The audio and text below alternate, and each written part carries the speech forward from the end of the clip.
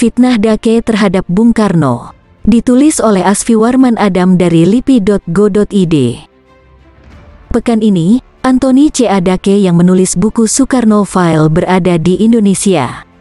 Kehadiran Dake tersebut mengundang protes dari berbagai kalangan, karena Yayasan Bung Karno sudah melaporkan yang bersangkutan dengan penerbitnya kepada Kapolri dan Kejaksaan Agung. Berkas pengaduan itu sedang ditelaah oleh Kejaksaan Agung. Walaupun sudah dituntut secara hukum, tampaknya Anthony Dake tidak merasa gentar apalagi malu untuk datang di Jakarta. Dake dan penerbitnya diadukan karena penghinaan yang terdapat dalam buku Soekarno File. Bukan hanya sekadar mengatakan bahwa Bung Karno biang yang sebenarnya dari apa yang terjadi pada paruh akhir tahun 1965, Dake juga menuding bahwa sang proklamator secara langsung harus memikul tanggung jawab atas pembunuhan 6 jenderal, dan secara tidak langsung untuk pembantaian antara komunis dan bukan komunis yang berlangsung kemudian. Tuduhan Dake itu didasarkan kepada hasil pemeriksaan ajudan Presiden Soekarno, Bambang Wijanarko oleh tim pemeriksa Pusat Kopkamtib yang mengungkapkan bahwa tanggal 4 Agustus tahun 1965, Bung Karno memanggil Brigjen Sabur dan Letkol Untung ke kamar tidurnya, dan menanyakan apakah mereka bersedia menerima perintah yang akan mencakup tindakan terhadap para jenderal yang tidak loyal. Untung menyatakan kesediaannya. Keterangan Bambang Wijanarko itu yang dijadikan alasan Dake untuk menyimpulkan bahwa Soekarno bertanggung jawab secara langsung atas pembunuhan 6 jenderal. Pengakuan Wijanarko itu diterbitkan dalam 2 bahasa, Indonesia dan Inggris, dengan kata pengantar dari Anthony Dake pada tahun 1974 di Belanda, dengan judul The Devious Dalang. Yang menarik, Dake mengaku menerima laporan pemeriksaan itu di hotelnya di Jakarta, melalui pos dengan tanpa alamat pengirim.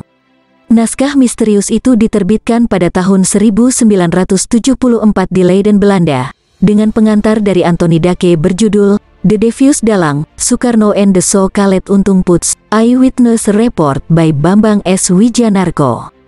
Pada tahun 1990, pemerintah Indonesia melarang peredaran buku The Devious Dalang itu, dengan SK Jaksa Agung nomor Kep 059, JA, 8/1990, dan Instruksi Jaksa Agung nomor INS 014, JA 8/1990 kedua tertanggal 14 Agustus tahun 1990.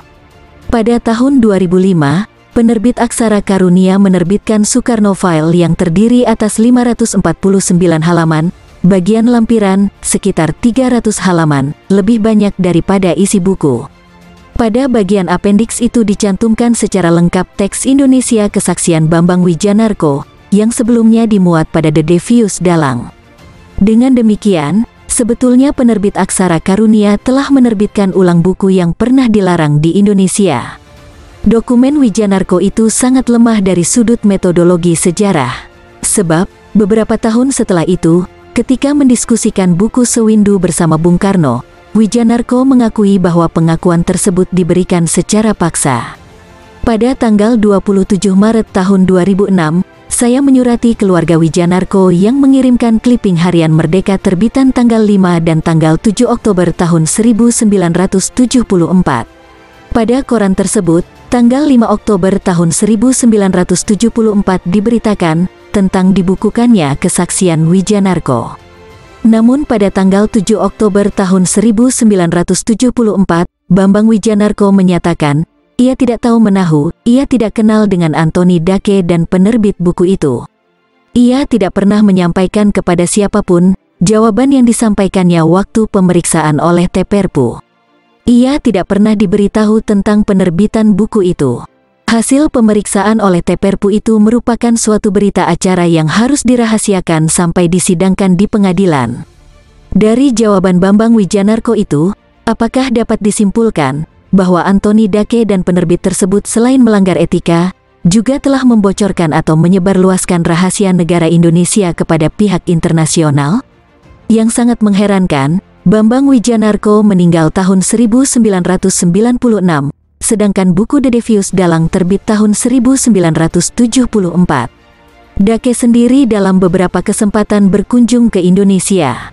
Dalam rentang waktu 22 tahun itu, Antara tahun 1974 sampai dengan tahun 1996, kenapa Dake tidak mewawancarai Bambang Wijanarko?